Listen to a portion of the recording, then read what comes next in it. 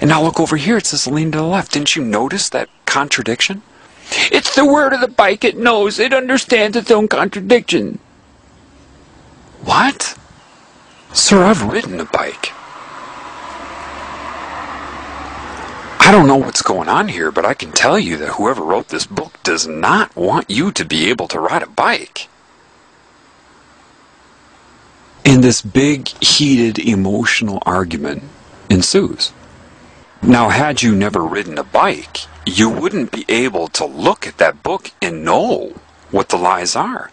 It would be impossible for you to tell. So you say to the person, hey, look, here's a bike over here. You see? Yeah, they exist. You don't need to read about them. They exist. They've just been hiding them from you. This is a real bike right here. Here, get on. No. Just trust me. Get on the bike here. Put your legs over. And then you give them a push. And they try to ride. And they lean all the way to the left. And they fall. And now they're scared. The bike hates me. I must repent. No. Sir, you're copying the book. And the book doesn't want you to know how to ride the bike. The bike wrote this book. Listen, just try it again. You put them on the bike. You give them a little push. And they fall again. And you say, watch me. And you get on the bike. And you're riding all over the place. And so now that they see you riding the bike, you've got their attention. You've got their attention because they've been reading about a bike and how to ride it their whole lives. And they can't understand why they can't ride it and you can. Maybe they think there's something wrong with them or something wrong with you. Well, that's not a real bike then. Yes, sir, it is. It's a real bike. Just try it again. And so you put them on the bike and you say, let go of the book. Trust yourself. Listen, you won't believe this, but you were designed to ride that bike. That's your very design, and the book is keeping you from knowing that you naturally know how to ride it. Forget the rigidity of this book. Trust your instinct and try it again. So you put them on this bike, and they make it 20 feet before they fall. Oh my God, I did it! That was fun! Yeah, that's your design. Do you know that as a bike rider, that's what you enjoy the most? Did you feel controlled when you were riding that bike, or did you feel more free than you've ever felt in your life? And now, of course, the authors of the book and the people that promote the book get pretty angry when they find out about this. You're blowing their whole scam out of the water. That's no good to them, right? Because you see evidence of the bike around, but you've never ridden one, they need to create that book to include the evidence, but tear you away from it at the same time. Well, this is a metaphor, of course, and I can tell you something about Christ. He was a bike rider, and he rode the bike. And he was trying to get all of you to ride the bike. Instead, they're trying to get you to ride him.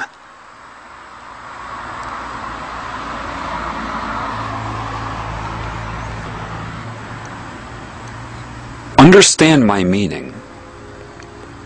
He was a bike rider, trying to get everybody else who were naturally bike riders to ride the bike. And now they're trying to get you to ride him. Let me ask you something. Did Christ feel like he needed to wear a specific outfit in order to be credible? Oh, that's right. No, he didn't.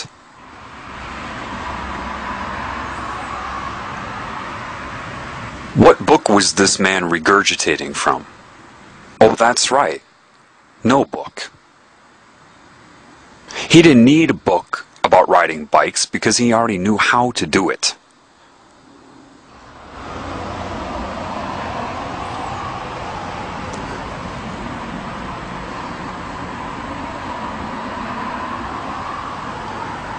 giving it a name and a procedure and a ritual called Christianity. What name did he give it? Oh, that's right, no name. You see, in the Bible they even tell you, watch out for people who give long, extended sermons for praise and their outer persona. It's right in there.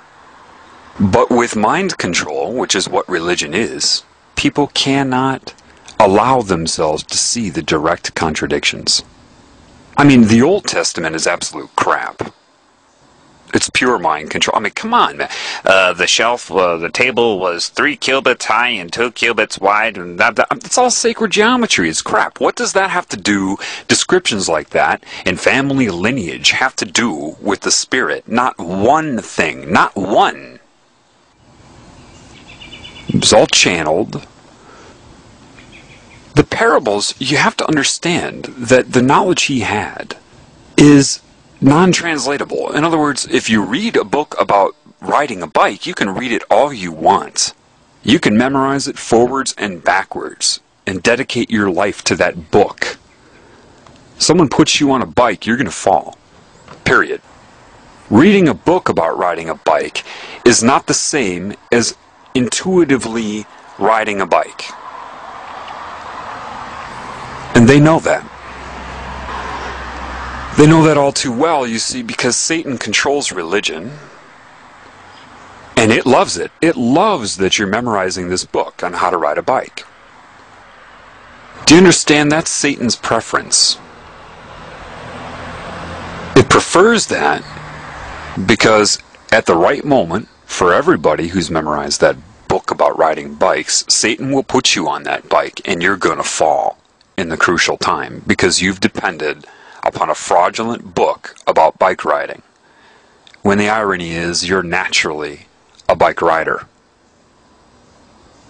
It's like a coach. We've all seen this, where you have a player with natural talent on some sports team, and you get some bullshit coach that comes and tries to force the player with natural ability to follow his structure. The coach can't play. The coach doesn't have 1 ounce of the natural ability of the player, but yet the coach, with his position of authority over the player, forces the player to acclimate to his philosophy based upon no talent whatsoever. And then the player screws up. The player becomes mechanical and rigid and can't perform the same way. Parables are metaphors, okay? And they're meant to draw upon some sort of experience you've had to tune your mind to an understanding outside of descriptive words. For example, it's kind of like if I went up to a basketball team and I said to the players, guys, it's like the feeling you get when you spin a basketball on your finger. You know, the feeling that you get when it's stabilized and you just got it. You just know it. You've got it going. That type of feeling. And the ones who can spin a basketball on their finger say, yeah, I get that. Makes sense why I've drawn upon a feeling that you cannot translate into words. I cannot describe it with words. I can attempt to do so, but it's not the same thing as accomplishing spinning a ball on your finger. It's one thing to talk about it, it's another thing to do it. They say, yeah, I get that. Of course they get it because they've done it, therefore the parable has meaning. If they haven't done it, it will have no meaning. They'll hear and understand the same words I used and guess, but they can only guess because they've not done it. So they write that down. Well, that makes sense when I'm trying to explain whatever. Then imagine 2,000